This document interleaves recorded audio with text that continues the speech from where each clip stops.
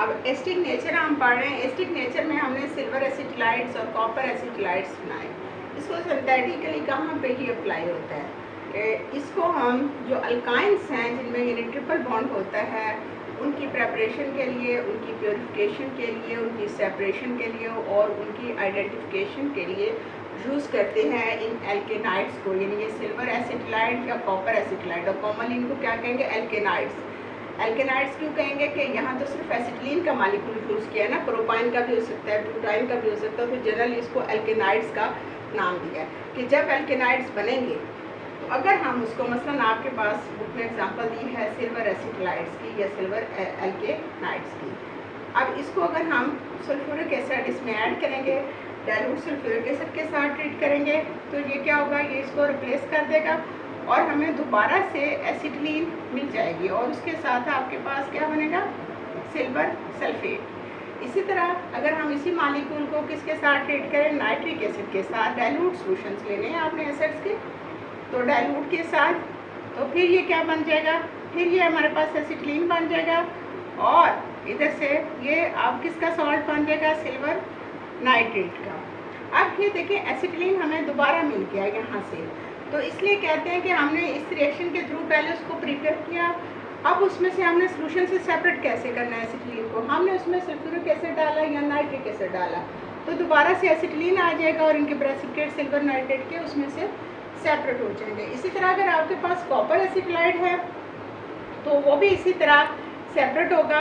Book का example नहीं, sulphuric acid के साथ हम ट्रीट करेंगे डाइल्यूट सॉल्यूशन के साथ, तो क्या होगा, फिर एसिटिलीन बन जाएगा और उसके साथ कॉपर सल्फेट का सॉल्यूशन बनेगा। अगर ये नाइट्रिक एसिड होगा डाइल्यूट, तो फिर हमारे पास एसिटिलीन बनेगा और प्लस कॉपर नाइट्रेट का सॉल्यूशन उसके साथ जो है वो हमारे पास बन जाएगा। तो इस तरह वो हमें सॉल्ट दोबारा से मिल जाएगा। तो ये थे रिएक्शंस ऑफ अल्काइन और उसके बाद इसके यूजेस हैं एसिटिलीन के या इथाइन के, क्या यूजेस हैं ये बुक में आप देख लें कि सबसे पहले इसको वेल्डिंग और कटिंग के लिए यूज़ करते हैं। पीछे हमने पढ़ा है कि ये कार्बन डाइऑक्साइड वाटर देता है और इसका एक्सोथर्मिक रिएक्शन होता है, इसका फ्लेम बहुत वो एनर्जेटिक हीट उसमें बहुत ज़्यादा होती है। फिर ये preparation of alcohol, acetic acid और एसिटाल्डिहाइड, ये सारे प्रोडक्ट्स हमने इसके बनाए हैं।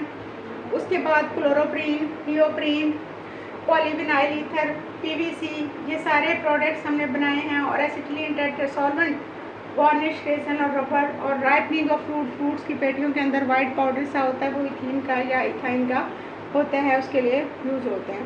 तो जितने भी हमने इसके प्रोडक्ट बनाए हैं केमिकल, जिसमें बेंजीन भी है, रबर भी है, पॉलीथीन भी है, जिसमें अल्कोहल भी है, वो सब के सब इंडस्ट्रियली सिंथेटिकली बहुत ही इम्पोर्टेंट प्रोडक्ट्स हैं, तो जिसकी वजह से ये बहुत ही यूज़फुल एक हमारे पास केमिकल है या कंपाउंड है।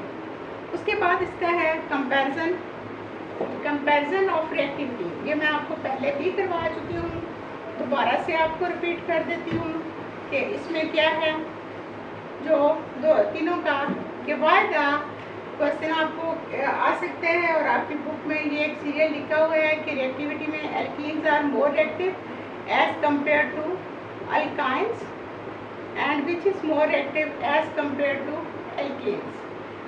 एल्केन तो एक तरफ हो जाती हैं, आपको पता है एल्केन में क्या है, ये सारे के सारे sp3 हाइब्रिडाइजेशन है, टेट्राहेड्रल स्ट्रक्चर है, सैचुरेटेड कंपाउंड है, इनको पैराफिन भी इसलिए कहा जाता है कि लिटर रिएक्टिव, लेस रिएक्टिव हैं, ये सिर्फ सब्स्टिट्यूशन रिएक्शन देते हैं, एडिशन नहीं देते। तो both these are more active as compare to alkane because they give the addition reactions having a pi bond, it is all having a sigma bond and saturated. ये तो समझ आ गया आपको इतनी बात। अब why the alkene is more active as compare to alkyne, ये भी मैं आपको बता चुकी हूँ कि एल्कीन में आपके पास ये सैचुरेशन है और अल्काइन में आपके पास ये सैचुरेशन है। अब इसमें आपके पास sp2 हाइब्रिडाइजेशन है और इसमें आपके पास sp है। इसमें एक पाई बॉन्ड है, इसमें दो पाई बॉन्ड है, इसका बॉन्ड लेंथ कम है, इसकी बॉन्ड लेंथ ज़्यादा है। तो इसका जो पाई बॉन्ड है that is lie above and below the plane, so any electrophile can easily attack and pick the electron. While in case of alkyne, there is a triple bond, short bond length, that is along the axis electron density and bond is tightly held. That is why it is acidic and easily release the hydrogen ion. So it is very difficult to any electrophile to pick up the electron and to break a bond. However, any nucleophile can react with the alkyne.